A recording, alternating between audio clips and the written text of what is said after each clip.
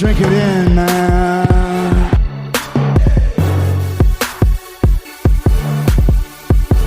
Touchdown, Detroit Lions! Cornbread! Cornbread! Cornbread! Drink it in, man. Touchdown, Detroit Lions! Touchdown, Detroit Lions!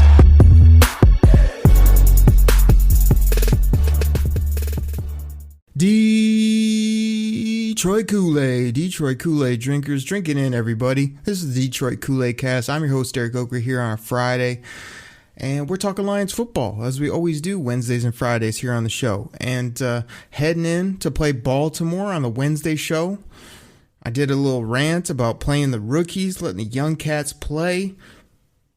We had Logan Lamorandier from Sports Illustrated on, recapping, talking about, discussing, analyzing what we saw on Monday Night Football, where the Lions let a first half lead slip away and took an L to the Green Bay Packers. And today we're talking about the Ravens. So we're going to start off the show where I got a few things I get off my chest and hit up on the show, and then as we get to the second half, we're going to have Logan on again. He was nice enough to come back, give me some time, and we got a nice little, probably 15, 20-minute plus chunk in, just talking about this Ravens game. So we'll get to that here in a moment. But let's start out with this. I'm recording here on Wednesday evening. Right before I got recording is all these rumblings about the Lions might trade Jamie Collins. The Lions are fielding calls about Jamie Collins. The Lions might deal the veteran linebacker. The Lions are having discussions. With who? The bowling alley? I mean, Jamie Collins can't play. I've been trying to tell you guys that for a while. Okay, he came in here with all these athletic numbers. Oh, I can jump over this. I can do this. I can do that. All I've seen is lazy football from number 8. I mean, who wears number 8 and plays linebacker? Nobody. I know you're trying to be swaggy with a single digit Jamie Collins, but you can't run. You can't cover. You can't play. And I've been saying this for a while, that this is another veteran that came and got paid with the Lions, and he just doesn't care. I mean, he was fit for the other scheme. He still couldn't play. He makes a couple, things that work out every now and again, but those don't equal out to every time. Guys running past him, around him, him being sloppy in tackling, losing his footing, all those things. So again, should I come on the show and be objective and give you all his stats and tell you why he's a solid linebacker in the league and why his contract, ends up, being decent in the grand scheme of things? No. After I saw Jamie Collins play like 2 games, you go back and listen to the archives. I'm like, all right, I've seen enough. He can't play. He's not good. And I knew we were stuck with him for a couple years based on the contract. So you're not going to get anything from any NFL team with Jamie Collins and a trade. Anything you get, I mean, take it and run. I'm set now that, even Dan Campbell called him out in a presser, said, he doesn't really do much, or he's not very, he made some mistakes, or, we have to decide where to use him. He's got a unique skin, all these things he said. It was like, okay, Dan Campbell, like, let me summarize how you feel about Jamie Collins with your own words. I mean, you basically were saying this. You've had enough of that. Exactly. We've all had enough of Jamie Collins. So just send him on his way, just cut him, take the money, whatever you got to do, and let's play Derek Barnes, please. Just let the kid get out there, run, tackle, and hit people. That's what he does, and like 2 out of those 3, maybe all 3, maybe everything he does are things Jamie Collins can't do at this point in his career. Maybe 8 years ago he could do some of those things, but just let Derek Barnes play. I mean, it's ridiculous. This is a crazy report, acting like Jamie Collins is going to fetch the Lions some grand return, or, oh man, Jamie Collins is some big trade piece that playoff team's going to want. The only team that might take this guy is the New England Patriots or some other cast-off that plays that scheme. Otherwise, this guy can't cover. He doesn't care about football, especially if you cut his pay. What's he going to, make no money and then try? Come on. Ridiculous. All right, so here's another thing, Detroit Kool-Aid drinkers. I've been thinking about this, and a lot of people online, media, whatever, are just like, this defense is horrible. They still can't stop anybody. They still can't cover. They don't have enough talent. So it's hard to disagree with some of that because they had a real tough time, looked real sloppy against San Francisco, and then you come out in the second half and you just give away touchdowns. I mean, deep passes, anytime they get the ball inside the 10, it's just a no-brainer that they're going to run a throw to the tight end, a swing, a little, option pitch route. What'd they run? Running back coming across the front, a little cheap touchdown for the smug number 12 on Monday Night Football. We get all that. It hasn't looked good. But again, I'm here on the Detroit Koolaid Cast to serve it up for you. Drink it in, man. So I pumped you up about Derek Barnes. I mean, Jamie Collins will be gone soon enough. That'll be a addition by subtraction. Now, when you're looking at this defense, I was thinking about it the other, kind of after that Monday night game. So here's the thing. We all know they kind of can't fix everything right now. So if you're looking at the setup, let's just admit it right now. All the Detroit Lions fans out there, the Trey Flowers signing has not worked. I'm sure he was voted a captain. He's probably a very, solid man, individual, tough, hard-nosed player. He doesn't pop off the page for $18 million on a daily basis. Now, does he solid somewhat in the run game, hard worker? Great. I'll pay you about $6 to $8 million for that, or 10 maybe because you're an edge rusher, but not 18. So let's just assume we all pretty much know he'll be gone, after this season, I would assume. You've paid Romeo Okwara, so he's one of your starting defensive ends. You're going to have a high draft pick. So, if there is a dominant edge rusher, I don't know, from Oregon, you might consider him up top and be able to pair him with Okwara and then really have more of a bendy, freaky edge game that can put pressure on quarterbacks. So you got your edges somewhat figured out at that point with one subtraction, a draft addition. Or go find a bendy edge rusher in free agency, either way. Now, you move to the linebacker position. We're getting rid of Ocho. That's a good thing. Going to play number 55, Derek Barnes. You've got Anzalone, who's fine for this year to just sort of, make the defensive calls, make the plays he can make, things like that. I still haven't seen enough from Reeves-Maben, but in a way I've seen enough because it's 4 years now where you just can't be out there on defense or can't be counted on. He's just special teamer, so I think they re-signed him, but obviously he's still going to be down the depth chart. I'm trying to even think. Our other linebackers, quote unquote, are what? Julian Okwara, he'll be around, but we'd love to see a hell of a lot more from him. But he'll be on the team, and hopefully he can make plays. You've got, you've got other edge rushers, which they don't seem to, or linebackers, whatever you want to call them, like Austin Bryant. He doesn't seem to be the, I'm jumping the gun here. Let me go back and talk about the defensive line. I did the edge rushers, but let's talk about the interior. Aleem McNeil. I know this guy's not making big-time plays, but I said it on previous shows. I like this player a lot. I think he's going to be an absolute beast once he gets going. Maybe a year, 2, 3 in the league. He could be a top 5 nose tackle, interior defensive type player. I believe that. I really do. Now, we all know Deshaun Hand is pretty much gone because he can't stay on the football field, so you're going to have to replace that position. Nick Williams seems to be overpaid at this point, so I don't know what you're going to do there. So you do have some figuring out to do in the interior rush players or defensive tackles unless you go basically with that 3-4 look where you got 2 freaky bendy guys, a big boy in the middle, and you're plugging the other spots with linebackers and a defensive tackle here or there. That could be the approach they take. So what I'm saying is, I feel like, yeah, defensive tackle is a need as well, but you can find those later in different ways to get by.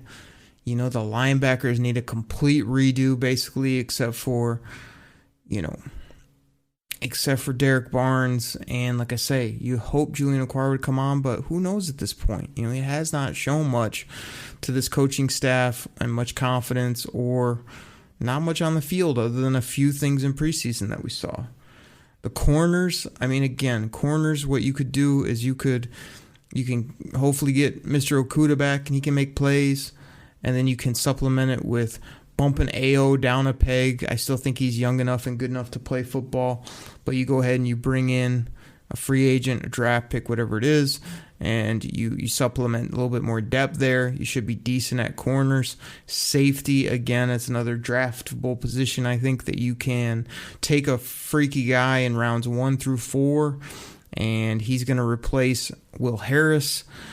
Tracy Walker, again, I'm definitely more in the camp of moving on from him, but if you still feel there's promise there, bring in some real good competition where if he doesn't play ball, he gets bumped down to a backup, but he can still be on this football team. So I think there's a way with a good draft and be able to go out and spend a little more in free agency that you can fix this defense. But right now, I just see a defense that it isn't covering well, whether it be scheme or whatever. I don't see that light switch flipping on, but I do see them maybe being able to come along, for 6 games into the year where you start to see a little bit more in zone coverage. Maybe we get a few turnovers, and I would assume that those big boys up front are going to get a little more push as the season goes on as well, where you start, not being a big-time sack team, but just having enough production there to really be quality. So that's what I'm hoping for. So everybody that's just already given up on this defense, I think it's going to come along as this season goes along. And then I think they're just really going to have to go heavy on that side of the ball, because other than the quarterback position, and like I say, you can find people are freaking out about the wideouts, but I guarantee you can go out in free agency or the draft basically any year and grab yourself 1 to 2 wideouts. You can get a veteran that can be in the room to help you out and get by at the wide receiver position. So I'm not a proponent of just spending super high draft capital on wide receivers, even though, yes, we need them. Yeah, I'm not hanging my hat on Trinity Benson. He can be a nice depth player, maybe. Quintez Cephas, people are going crazy about him because he made a couple plays on Monday night. Can he be a wide receiver too? Maybe on this Lions team, but not in the league. He's going to be a 3-4.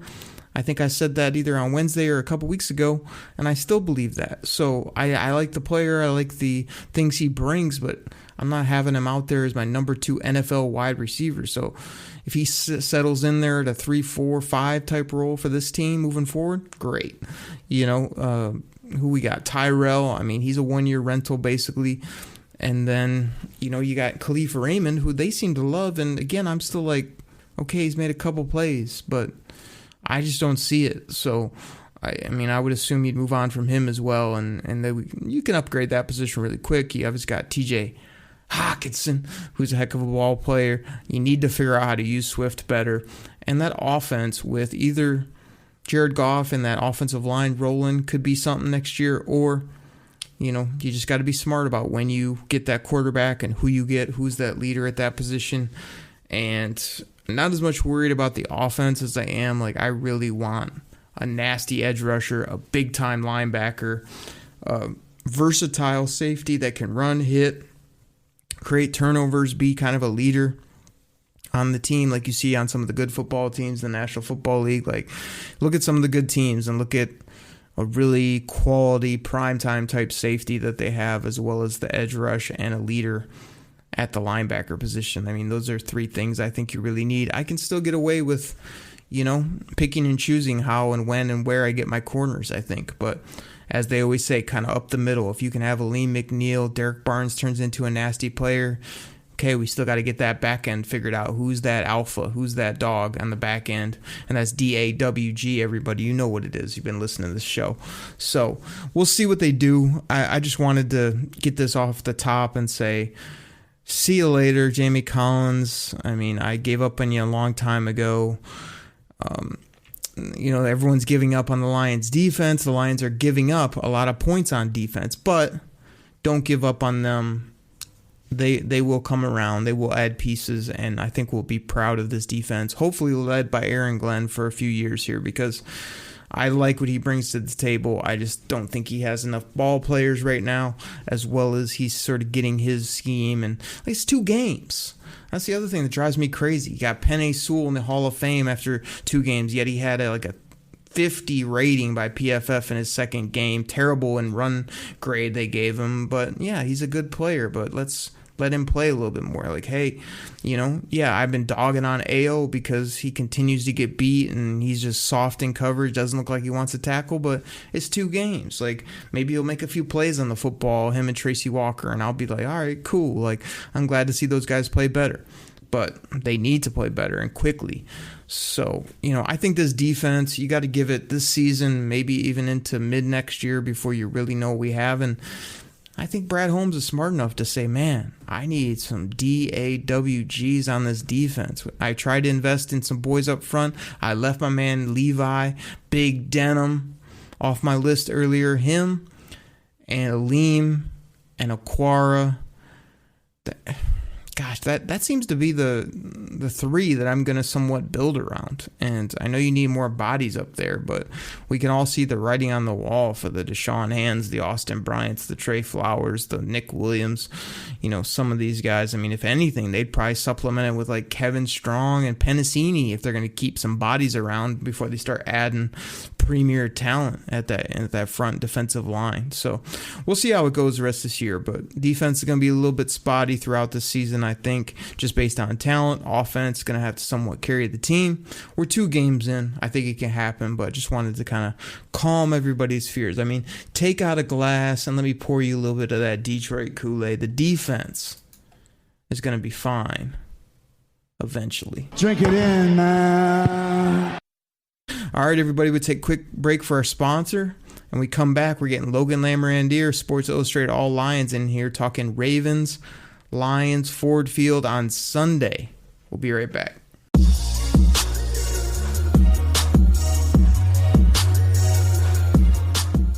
All right, everybody. This goes out to my fantasy football fans out there. Now, you probably heard about Reality Sports Online, the most powerful fantasy sports platform where owners can build and manage their fantasy team like a real NFL general manager. But the question is, have you tried it? We're talking free agency, multi-year contracts, rookie drafts, multi-team trades. You can put franchise tags on guys. It's as close as you're going to get to being an NFL GM. But do you think it sounds complicated? It's not. I'm here to tell you it's the best thing about Reality Sports Online is it's just more fun than your normal fantasy league, but it doesn't take barely any more time. After all this, are you still not sure? Come on now. You can test your general manager skills by going over to Reality Sports Online, call it RSO. Please go check out realitysportsonline.com right now.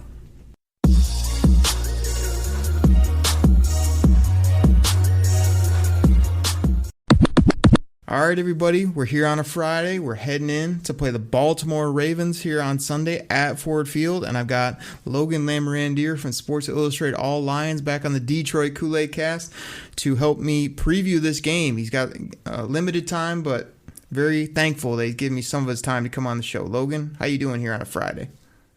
Oh, doing great. Good to be back. Well, appreciate it, man. We talked about the Green Bay game on the Wednesday show when you were on and went through the good, the bad, the ugly.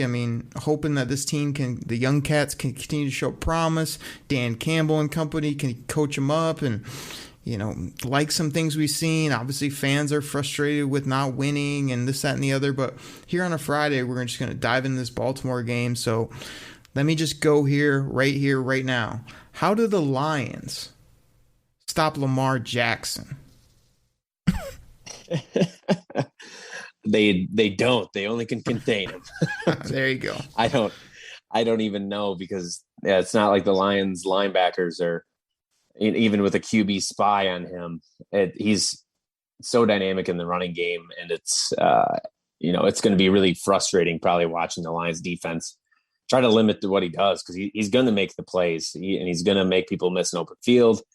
It's just I hope the Lions maybe we see Derek Barnes out there, and even for Derek Barnes, that's a pretty tough ask to try to have him spy Lamar Jackson. But even on those designed running plays, the options and things like that, everyone has to be so just know their responsibilities and not try to overstep what their jobs are. And that creates a lot of one-on-one mismatches for the Ravens. So it's not going to be easy. And you really only hope you can contain them. The biggest thing with Lamar that worries me are just we haven't shown that we get pressure. So that's good and bad, because the minute you get pressure on Lamar Jackson is when he runs out the backside and kills you in the run game. But we can't get pressure, so you don't want to just leave him back there and make him look like an incredible pocket passer. But again, often on the show here, I got a little Kool-Aid, a little positivity for the people. Drink it in, man. So the Ravens run game, I mean, you're looking at them, they like the first 3, 4, 5, whatever it is, running backs are all out for the year. So they still have, just like the good teams in the league do, they're still able to have some guys tucked away that are able to do it based on their scheme, whatever. But I think it's a huge positive for the Lions not to have to deal with J.K. Dobbins, Gus Edwards. You got Rashad Bateman outside at wide receiver, who I think is a stud, who probably not going to play in this game.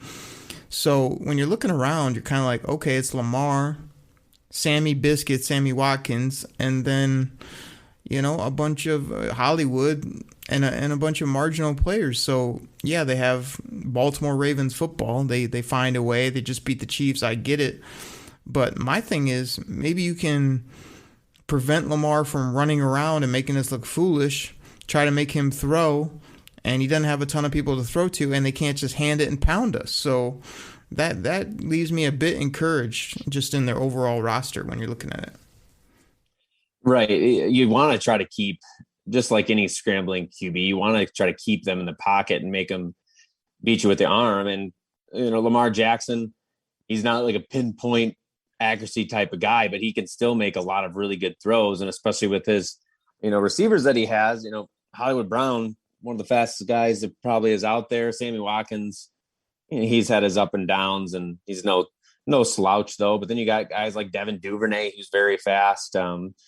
They have some options, and even their tight end Mark Andrews he's solid as well, and just signed a big new contract. So it's just one of those things where you go looking at the Lions secondary, and they're hurting, and they're filled with rookies in their back end. It's like it's going to be a matchup problem, as it is probably all year. But the Lions have to find a way to keep Lamar Jackson in the pocket and make him try to force him into some tight window throws. But again, that secondary, they're going to have to play out of their minds this week. I think the big thing that worries me too about the Ravens is they always run a lot of unique plays, whether it be misdirection runs or formations or ways to get Lamar as almost like a lead back with two pulling, blockers in front.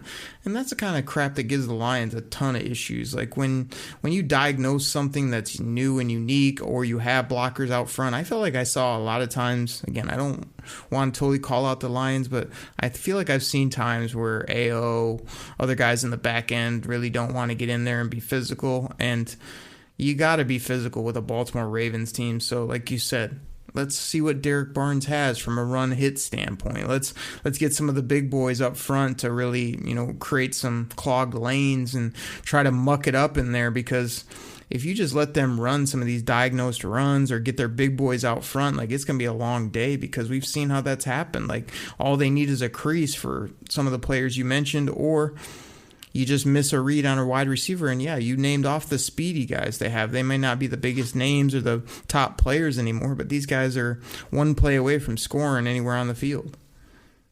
Oh, for sure. And I think as the receivers go, they're not the biggest name guys, but there's still a mismatch just because of speed. And if you give them enough time, they will get open. And I think, I did want to hit on the running game too. I think Lamar Jackson, Baltimore always has a great running game, not only because of Lamar Jackson putting up a ton of rushing yards, but it's because of his presence. It's you have to account for the quarterback on running plays at all times, and that kind of takes away a defender a lot of times and gives the running backs a lot of a lot more space to run and less congestion when they do have the ball, just because someone's always staying on Lamar Jackson. So it's an offense that's really creative, and the Lions have a lot of young players playing, and they're going to have to really just know their responsibilities, as I already mentioned, and make the play when it presents itself. But that's what's tough about the Baltimore's offense. It's just they have the playmakers where if you have one little slip up, they'll make you pay for it. And you brought up Mark Andrews as well. This will be that'll definitely be a tough cover. But like I say, I don't know if you can actually do it, but I think it's pretty hard for Lamar Jackson to just work his way if you make the field long for him and, keep things in front of you as best you can. I haven't seen too many 10, 15 play, 80 plus yard drives somewhere. It's usually a big play here or there, or a guy gets open, he finds him, or just runs away from people and makes you look like you're playing in the schoolyard. So my thing is avoid big plays. Logan, this is a big picture question, but I am getting so sick. Like you said, the old regime is gone. We still cannot get turnovers and can't pressure the quarterback. It is so frustrating, so annoying as a fan, a person that wants to root on this team, to show up every week and not get after the quarterback, or at least fumble your way into a few turnovers, pun intended. I mean, can we get a ball out more than once every blue moon? Can we get a tip pass to a safety or a corner at some point? You just cannot win without turning it over, and it just continues not to happen for the Lions. Very few and far between. Yeah, and I think that probably goes back to just you have to have playmakers, and that's just an innate ability that you can't teach. You have to have guys that have a nose for the football, and right now the Lions secondary doesn't have that. And then in terms of the pass rush, I think it's better just because the Lions are actually trying to get to the pressure or get to the quarterback and willing to blitz linebackers to create some pressure.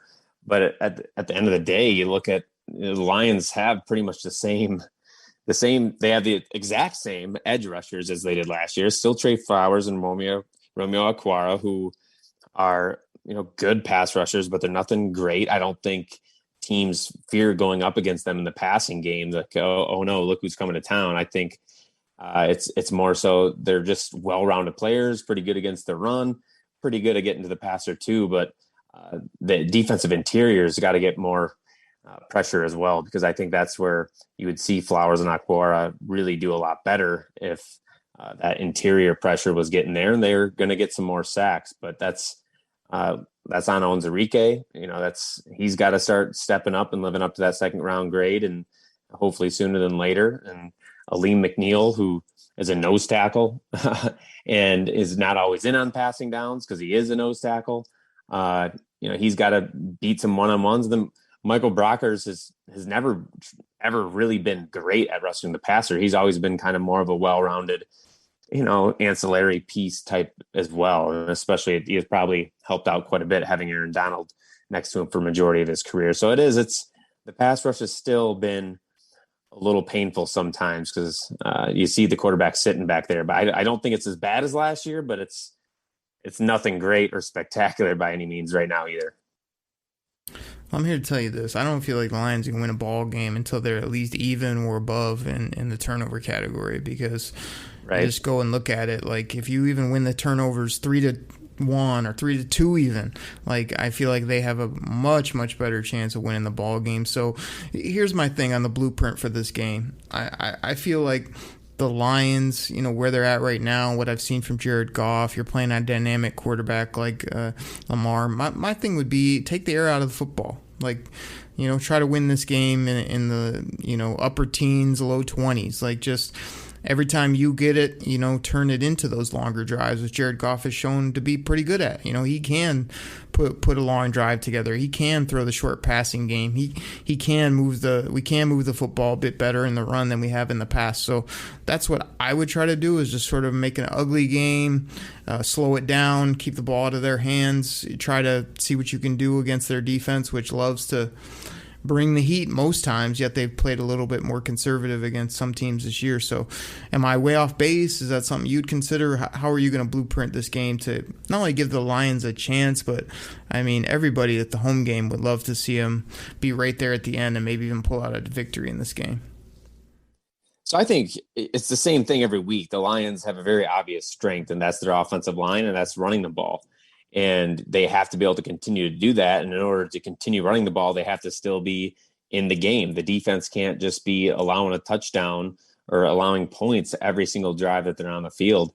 And ideally, you would have an offense that could just take away the offense of the Ravens by just keeping them off the field. But that's not going to always happen. So it's going to come down to the defense is going to have to make some plays, and the offense is going to have to make plays too. And that's what the NFL is about. It's who makes the most plays and who limits the big plays. And right now, the Lions, the big plays don't come in bunches at all. It's more of a very steady approach on offense, which is fine as long as they're scoring. But the Lions are going to pretty much always have to be putting up points and limiting just the easy mistakes, the fumbles or the interceptions that are obvious, don't throw it there, Jared Goff, and then there he throws it. Yeah. But you have to stop those plays.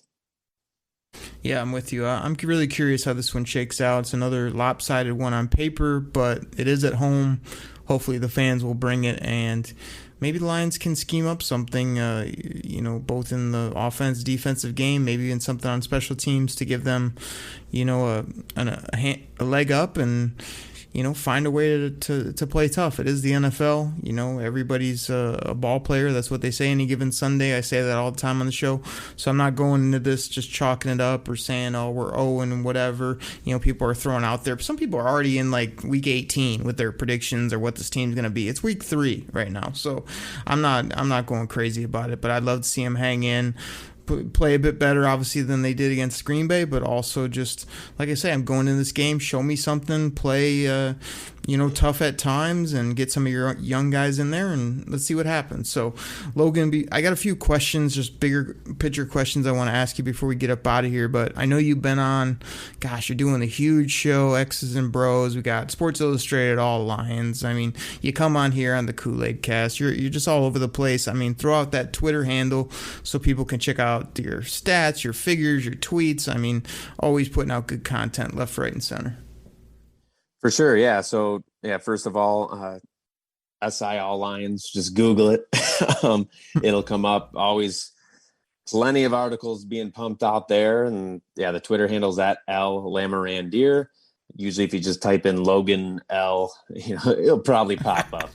Don't even try to spell the last name. But Detroit Lions Lowdown on Facebook, too, if you're more inclined with Facebook. That's, again, a lot of content just rolling through there. And I try to, any stats I find, I'm always trying to, anything I find interesting, or I think is interesting, at least I'll share it with everyone. And the social universe kind of dictates what's a hit and what's a miss.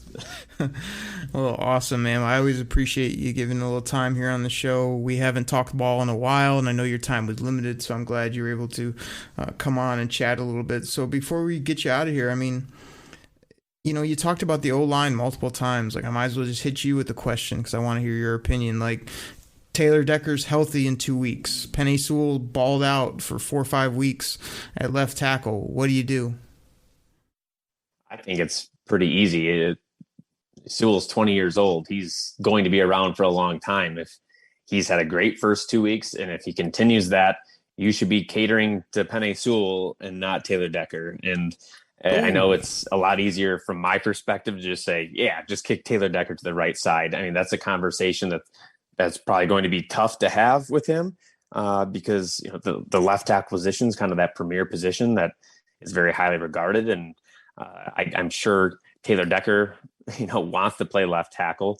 But again, at the end of the day, Penei Sewell is in the long-term plans, and so is Taylor Decker, but not as long as Sewell is. So I just want what's best for the future to be done this year. So if you're going to have to make a swap and one of those guys is going to have to play on the right, I think you should play Penei Sewell wherever he plays best, and Taylor Decker, he's still getting paid. So it's not like he's trying to play for a contract or anything like that, and he needs to be on the left side.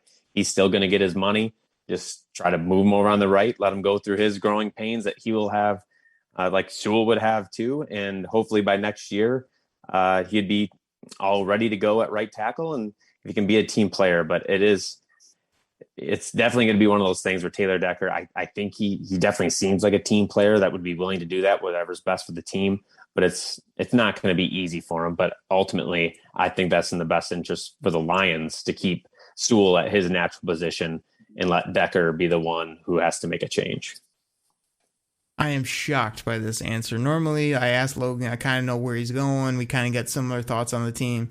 I could not be more different than you on this. I mean, Penei Sewell played 2 football games at the NFL level at left tackle. People already have him in the Hall of Fame. Leave him there. Look at how great he is. I mean, let's give him more time to prove himself, as well as if Penei Sewell can play right side, that's just a tremendous bonus that then you don't have to shake up the world. Now he can play right. We already know he can play left.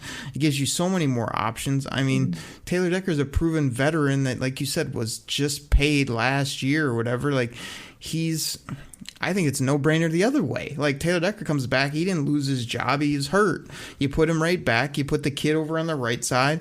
Unless he's a complete abomination, you just say, hey, figure it out. Like, keep working at it. And by the end of the year, you're probably like, hey, Penei Sewell's way better at the right side now. Taylor Decker's always good at the left. We got the line that we hoped for. And, yeah, eventually, if somebody knocks my socks off with a trade offer, maybe I'll consider it for Taylor Decker and then move the kid over. But I'm total opposite. I'm leaving him on the right side. So that's funny. I didn't expect that from you. I thought you were going exactly with me, and then you did the old U-turn. You said, get rid of Taylor Decker.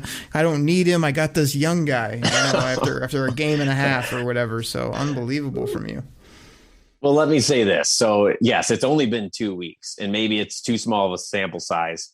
But I was more implying that if Sewell continues to do what he's been doing the first 2 weeks for the next 2 weeks on the left side, I think they should strongly consider, if not keep Sewell there, because that's your Logan. Future right there. And we saw what he was on the right side, and he had some struggles, and maybe it'd be a little bit more natural for Taylor Decker to play on the right. But I'm thinking just a long term, because that's what this season needs to be, is looking at the long-term outlook. And I think the best long-term outlook is having your young left tackle just be the cornerstone of this team for a decade and let Taylor Decker, move to the right. But hey, I'm not going to be overly upset either way, but I do think you have to keep Sewell up left if he continues playing the way he's playing.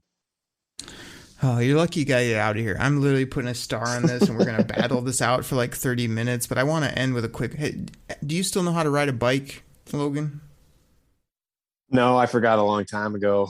No, you didn't, because when we learn how to ride a bike at like 8, 10 years old, whatever it is, you don't forget. You can still do it. So Penei Sewell can go play left anytime you want him to. The bonus is to get him to figure out the right, so then he can always flip it when needed, or he's much more versatile as a player. We know he can play left, and he'll only get better.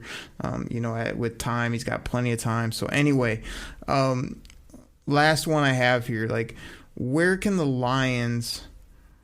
Oh, 2 quick ones. Do you think the Lions should play a little more smash mouth? Like, do you think run it, anywhere from 25 to 30 times or more, and only throw it like in that mid-20s to low 30s is a winning formula? And then overall, give me like 1 or 2 areas where they can get better over the next handful of weeks, where it'd be like, hey, this was a real weakness and was killing us, but in a few weeks it's like, hey, they've really got better there. So what was the first question again? I was just thinking about the second question. Your first question was the first regarding one, maybe going more smash, throwing it a little bit less, making that a winning formula rather than, hey, we got to throw it 40 plus times like they have in the first 2 weeks. Right. And I think that should be the plan. That's what they're trying to do. But that relies on the defense making some stops in order to keep running the ball. Yeah. But ideally, I would run as much as you can, because that's by far the biggest strength of their team. And that's what they need to do. And you see they've been running the wall well. So it's to keep doing that. But it's just really tough to do when you start getting down by some points. So I'm good with that. So the second question, I think the areas they can improve, first of all, it's been the talk of the week, is just Derek Barnes at linebacker, because I think the linebackers right now, along with the corners, are struggling. And everything you saw in the preseason, yes, it was in second and third stringers, but Derek Barnes was making plays. And even in week 1, in the limited snaps he got, he just, again, has a knack for being around the football and making plays. Like, I don't know why the Lions are kind of hesitant to put him out in the field in a year that you want to see all these young guys play. So I think if he can come in and just be an average linebacker, that would go a long ways. And kind of the same thing with the front line. You're also looking at a couple of younger players to step up, and that's Onwuzurike making a difference in the pass rush, and that's Aleem McNeil. I think he's already been pretty solid for a rookie, especially a third-round rookie. But it would be nice to see him get a little bit more pressure and even maybe keep him in on passing downs, because he has the ability and the athleticism to get to the quarterback. So I'd like to see a little bit more of that. And who knows, maybe even Deshaun Hand, big if he can return and stay healthy. I think this defense fits his athletic ability as well. So I do still think there's some untapped potential in the front seven. All right, man. Well, good stuff. We'll get you out of here. Like, I wouldn't mind them being more smash, but please throw it to DeAndre Swift more. And then the two areas that I think they can get better, as you said, just get Derek Barnes in, let him play. The linebackers got to get better. Can't get much worse. And the big boys up front, you've been hammering on Onwuzurike and a McNeil. We got a lot of other big boys that are getting paid more and have been around the league more that we need a little bit more from up front as well. But I think if that D-line and our O-line can be our strengths this year as the season goes forward, which again, people, let me remind you, we are at week 3 right now. We haven't got to week 3 yet, so lots of football left to play. If they can just keep getting better in those trenches and let the other positions come along, I think that'll be pretty fun to watch for Lions fans. I know we're all kind of frustrated here with these losses and seeing the defense continue to struggle, but I think it's going to get better, man. I think it is, and I'm ready to drink some Detroit Kool-Aid because we got lots more football to go. Drink it in, man. Logan, thank you so much for coming on, man. I hope you have a great weekend. I hope next time you come on, we're talking about some W's and saying how great all these players, young cats, are playing and how much better the team outlook is faring at that point. So I hope that's the case, man. I think it will be. So I'll catch you in a few weeks or so. Yeah, that would be amazing. I'd love to talk about some wins and some young guys stepping up because that's what it's all about. But yeah, I appreciate you having me, man, and look forward to next time. All right, Logan, thank you so much, man. Take care. You too. All right, everybody. Well, there he was, Logan Lamorandier, Sports Illustrated All Lions. Go check out his articles. Look for where he's at, dropping podcasts, radio spots, media pieces, whatever he's up to. You got to check it out. Find him on Twitter, Instagram, all that. We always appreciate him coming on, talking Lions ball. Really fun to do that. Now, let me just end the show with this. Life's been hectic, crazy, but it looks like me and Chops, a.k.a. Brian Nicewanger, are going to be putting together a tailgate here for this ball game, trying to get our Lions a W and just hanging out, having fun as buddies. So, again, only get to a couple games a year. It looks like we're going to make this one happen. I know, a lot of great Lions fans have some incredible tailgates out there. Can't live up to some of the real top ones, but here's our game plan, I think. And again, if anybody comes through this way or you listen to the show and you want to say what's up, I'll give you somewhat the lowdown. So I think me and Chops, are going to load up his truck at about 4 or 5 a.m. That's after we go and get a bunch of food that we shouldn't eat. We load up the grill, the signs, the music, the food, did I mention drinks, all the goodies, all the things you need for a tailgate. I think we're going to load up, fill his truck up to the brim about 4 or 5 a.m. Then we're heading down to Ford Field. We always park without fail in the lot in front of Comerica Park, right in front of the Big Tiger. They got the 2 lots. We do the one that's closest to what used to be the backside of Chelly's Chili. I don't know what it's called now, but it was jumping when I was there on opening day as well.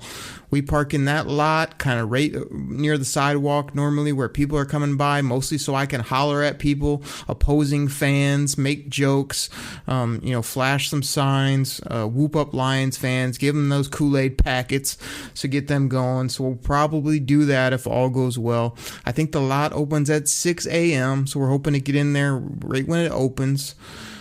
set up shop, get the grill going, have some breakfast items, toss the football, maybe play some washers, some bags, cornhole, whatever you want to call it. Like, we might do that. Again, having a few beverages, throwing the football, as I mentioned, cranking up the music, maybe have the Kool-Aid music out there. I'm hoping to maybe have some Kool-Aid packets to hand out. I might even have a t-shirt or two. We might even do a live pod while we're sitting there tailgating. I don't know. I don't know what's going to happen because, as you know, life throws those curveballs. So if you show up there like 6, 7 a.m. wanting to hang and we're not there, hey, something crazy happened the night before. Maybe stayed up, got too crazy for the Michigan football game, whatever it is. But the game plan is to get in there when they open. The game plan is to roll big on the tailgate, the food, the hanging out, enjoying. Hopefully it's a good day. I mean, is anybody with me that it's been football weather recently? I mean, darker, earlier, colder, cloudy. I mean, you got to love the fall weather. There's no question. So hopefully it's a good day. We can throw on a hoodie, sit out there and enjoy ourselves. Hopefully Lions fans show up big time. I know we're 0-2. I know this is a tough ball game, but I want to see people out there with their tailgater buses. I want to see people out there like the Crack Man doing his thing. I want to see Ron Cracchiola is his name. He's wearing the overalls, the knee-high socks, dancing around, having a good old time. All the classic Lions fans that are out there. And I know a lot of you Kool-Aid drinkers are out there doing your thing too. You got your tailgate set up, your friends, people coming by. Like I say, me and Chops, man, it's hard to put our lives on pause, but we're doing it for one Sunday here. Go down, eat it up, drink it up, laugh it up, enjoy, and then get into this ball game and hope that our Lions can do us proud and get a W. I mean, we got that one pride, so hopefully we get in there and have a bunch of fun, a really good game to watch, come out with a victory, and make it a great Sunday. So that's the game plan. Again, it's kind of that sidewalk corridor where you got the parking lot in front of Comerica's Big Tiger on your left. You got that place that used to be Chili's Chili on your right, and then you make that right turn to head down the backside of Comerica Park to head to Ford Field. That's always where we pretty much set up shop. Really appreciate just that spot. It's always been a fun place to be. Tons of seasons now as a Lions season ticket holder, which is awesome.